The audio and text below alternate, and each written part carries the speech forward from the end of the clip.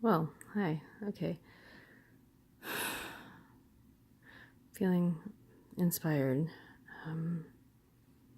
to explain why for the past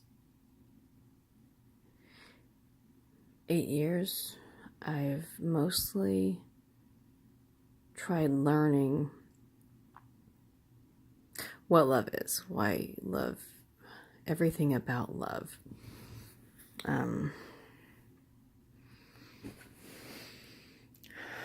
After going through my divorce, I was really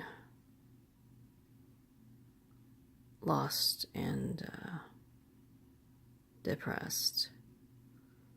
And it's really, really important to understand how love actually works and how many types of love there are. So, everyone knows me knows I'm like all about love. I grew up, my mother, her favorite chapter in the Bible was 1 Corinthians 13. And I can't quote it verbatim. And that's okay with me because being able to quote a scripture a whole chapter is, for some people, and me definitely, an area of pride. And I don't find pride to be very useful at all. In fact, in many cases, I find pride to be like the opposite of love. Let me see if I can try to quote to the best of my memory. Love is patient. Love is kind. It is not easily angered. It keeps no record of wrongs. Love is, one translation says, long-suffering. Some translations use the word patient. Patience isn't quite as strong a word or description as long-suffering. When you love someone, you suffer with their weaknesses, and you suffer it a long time, and you bear, or that's where the word forbear. There are so many gifts we have as a human race. Love is the greatest. The end of the chapter says, now abide these three: faith, hope, and love, but the greatest is love. You can understand many different languages. You can interpret a lot of different languages. But if you don't have love, everything you say is empty. In one translation, it says it's like a clanging cymbal. It doesn't even feel good. It gives you a headache. You can be so generous that you would be willing to give your body to be burned, but if you don't have love, if you don't have any love for anyone but yourself or your image, what you're giving is nothing. Anyway, the reason I wanted to pursue the understanding of love was because I had, after my divorce, chosen at least 2 bad relationships. The greatest freedom I have experienced with pursuing the understanding of love is realizing that you don't have to be married to understand and experience true love. You can have a best friend that you love dearly. They fill your heart.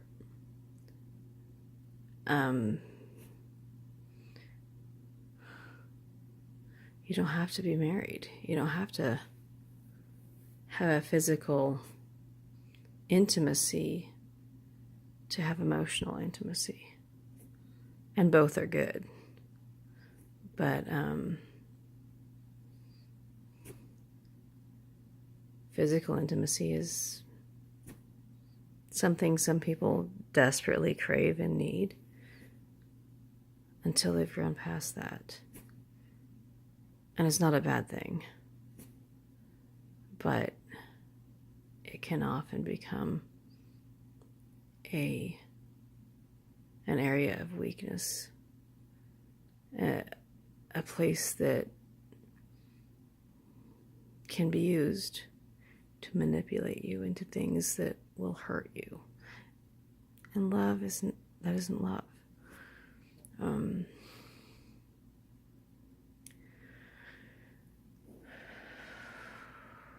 What I understand about love since then is you can, love isn't something you can buy. It isn't something you can contain. It certainly isn't something that you own. No one has a patent on love.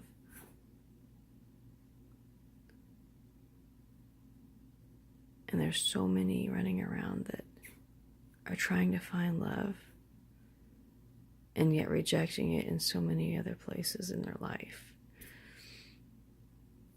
I have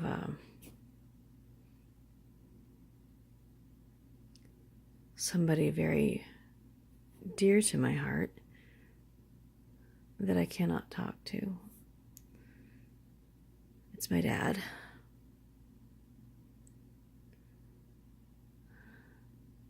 I can't even tell him how much I love him. Not verbally and not face to face, but I know he knows I love him. So while I wait for the time when I can see him and I can look him in the eye and tell him that I love him, I have so many people in my world that I can give that love to. Loving somebody is encouraging them to be the very best they were intended to be,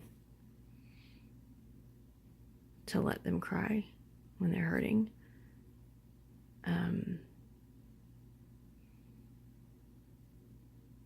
to give them room to grow.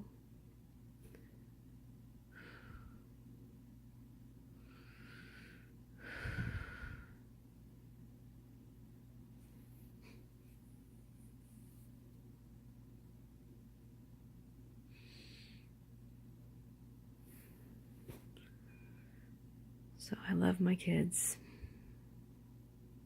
even the ones that aren't here. I have kids that live 5 states away from me, and they are not adults yet. Well, my oldest is 19, and he's doing pretty good now.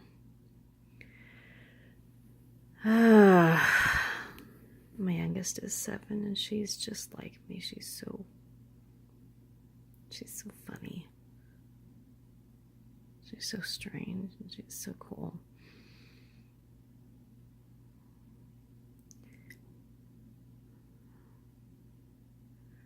Another thing about love, because we've recently had somebody really close to us, really close to my family, die. Wonderful person. Love doesn't die. The person that you love may die, but that love is always there. And